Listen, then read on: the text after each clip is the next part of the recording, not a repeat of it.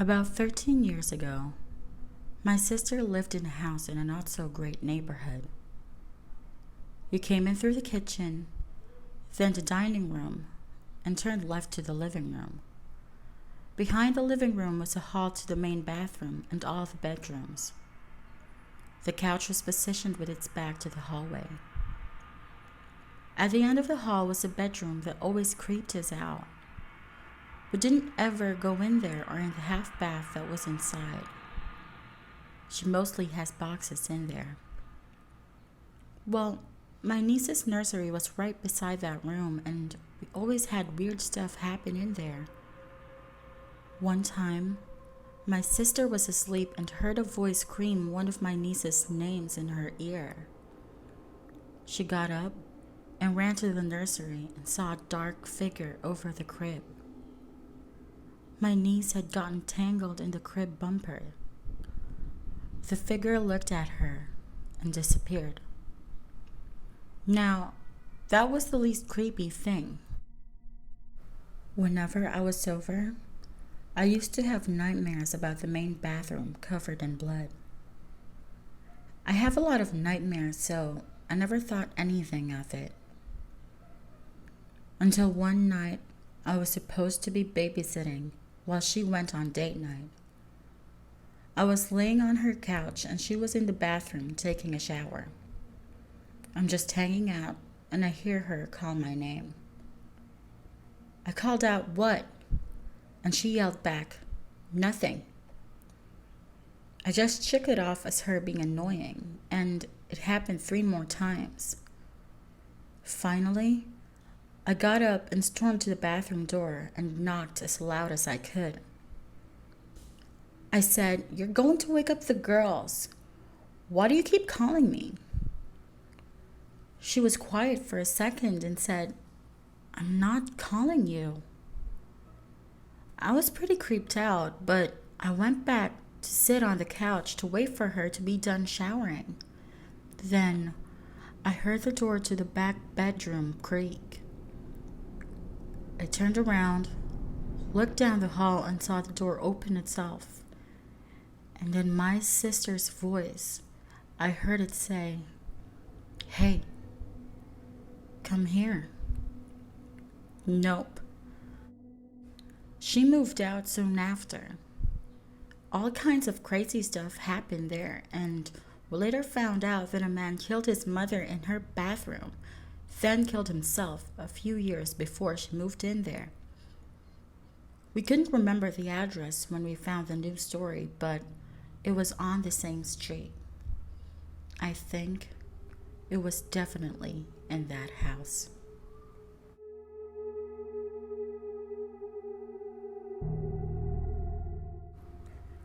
It was summer 2016. My cousin and I went to a seaside. I have to tell you beforehand that at that time, I was reading Bram Stoker's Dracula. I believe that was the reason behind my whole experience, as I don't really believe in ghosts, although I've seen many. One night, in my dream, I saw what looked exactly like our hotel room from exactly my field of vision as I was lying on my back in my bed, face turned to the tiny hallway where a large mirror hung on the opposite wall. In front of it, I saw a big mass of dark mist with 2 bright red eyes staring heavily at me. This piercing stare was full of hatred and evil intent.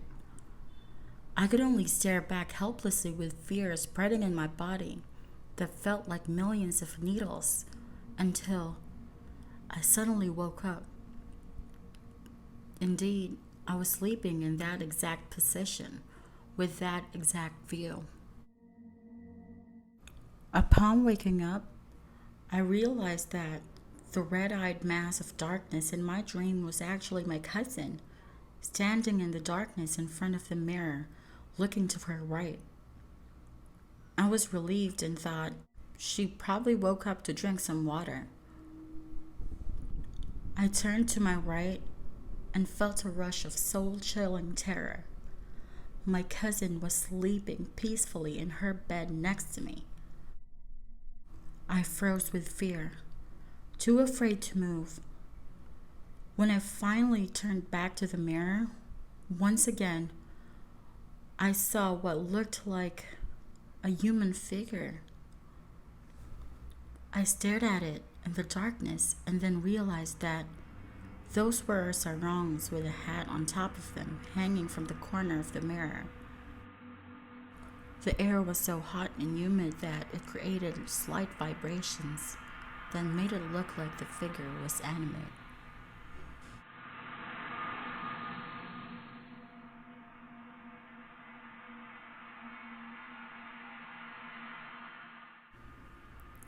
So, while at a friend's party at our other friend's house, my friend, who we'll call Mike, was drinking along with everyone else, but he started acting really strange and creepy. The girl who was having the party, who we'll call Jess, had a really nice house on a beautiful property with a small cliff, about 15-foot drop, down to a river. Mike wanders off from the group and Jess notices and is concerned along with everyone else. Eventually, she finds him about to jump off of the cliff, and she grabs him and brings him back to the house. So everyone is really creeped out at this point, and all of us, no more than 15 people, are sitting inside trying to figure out why the fuck was he trying to jump.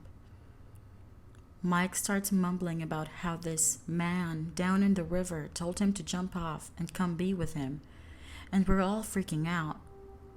We try convincing him and ourselves that this man isn't real and he's just drunk and depressed. And then Mike says, no, trust me, he's real. He gave me a really nice hug, but now my back hurts. I immediately lift Mike's shirt to see scratches all over his back, and not just light scratches either. The welts left behind came up a good couple millimeters off of his skin. The scratches were 3 long lines, going a few inches down his back, but they were everywhere and going in every direction and crossing over each other, thus making it impossible for him to have done it himself. We eventually get him to another room and try to calm everyone down by putting a movie. A few minutes in, Mike is staring at this painting on the wall, and lo and behold, it is one of the river on the property. And he says the man is in the picture. Mike starts speaking in a language one of us identified as Russian out of nowhere. And then, some even creepier shit happens. He sees a Bible on the table and starts going crazy and screaming at it. Then, out of nowhere, he starts quoting Bible verses word for word. We confirmed they were word for word with a Bible on the counter. Later on, we were all sitting on the couch and he complains about his leg hurting. And he looked and he had identical scratches all over his leg now, which no one saw before. And even later on, after he's calmed down, and he breaks the silence in the pitch dark room full of 15 people and says, "The man is downstairs." And then he begins to describe the exact layout of the room the man is in, even though this is his first time ever in the house. We get freaked out and turn the lights on. And then Mike flops off the couch he was laying on, onto the floor, and starts crawling slowly towards the stairs leading downstairs. Me and another guy immediately hop on top of him to stop him from crawling down there, but Mike, who was not the heaviest or strongest guy, keeps crawling like it's nothing, with me, who is 170 pounds, and my friend, who had to be around 140 pounds. So more people pile on top of him, and we eventually pick him up and hold him on the couch until he passes out. The next morning, After getting the worst sleep ever with a knife by my side, I asked Mike what the fuck happened last night, and he says he has no recollection. I ask him if he knows Russian or if he knows any Bible verses, and surprise, surprise, he doesn't. So yeah, thanks for listening to my terribly written story. And yes, this is true and terrifying.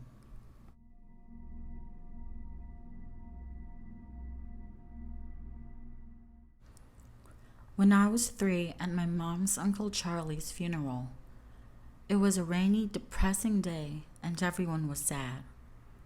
The clouds covered the sun, the rain refused to stop, and nobody would stop crying because we had to keep my mother's Uncle Charlie under a tarp, like homemade pavilion, which made it even darker. Everyone was unsure if it would stop being gloomy, but nobody cared since it was a sad day. It was the day that we lost a precious close family member, and most of us were mourning. But me, I didn't understand why it was so gloomy or rainy. I often questioned those days, and I was truly questioning what happened and who was the man in the coffin. My mother had me balanced on her hip, the way a mother holds her child at that age. And at this age, I didn't know the man that was in the coffin, and I didn't understand death, so I was scared, and I didn't understand what was going on. So I just did with my mother. My whole life, my mother's family was kept away from me because of my mother's past. She was scared of things that would happen to me, and my grandfather died before I was born, so I had never met him. So how would I know the man beside the coffin was him? He spoke to me, and he told me to tell my mom that my Uncle Charlie wasn't in pain. I was scared, but what 3-year-old wouldn't be? But I turned to my mom and said, "Grandpa Roger told me to tell you Uncle Charlie's safe with him." My mom looked at me in pure terror and asked how I knew. So I said, "He told me to tell you," with a smile more at ease than scared. The man I saw looked as if he was in his late 60s. His left side was limp, while his right side tried to keep his straight posture. He had light gray hair and dark and light hair on his beard, and he wore a black suit.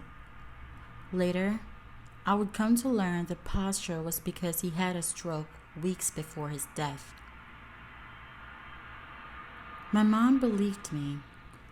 For the next 12 years until now, my mom told everyone, and I mean everyone, that story. But ever since, something terrifying has happened. I've been seeing him.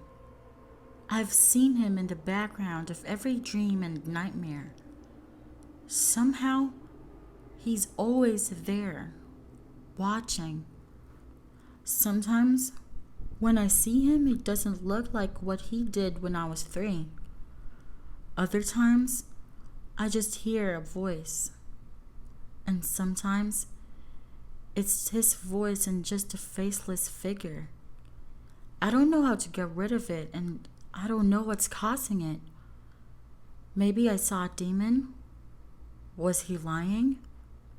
Or maybe it wasn't really him. Maybe it's just a scared kid's imagination. I have no explanation, but those are my theories, and it haunts me. I often see or hear him when I'm awake as well. Sometimes, I can't tell if he's real or if I'm dreaming. Right now, he's tapping on a window in a kitchen.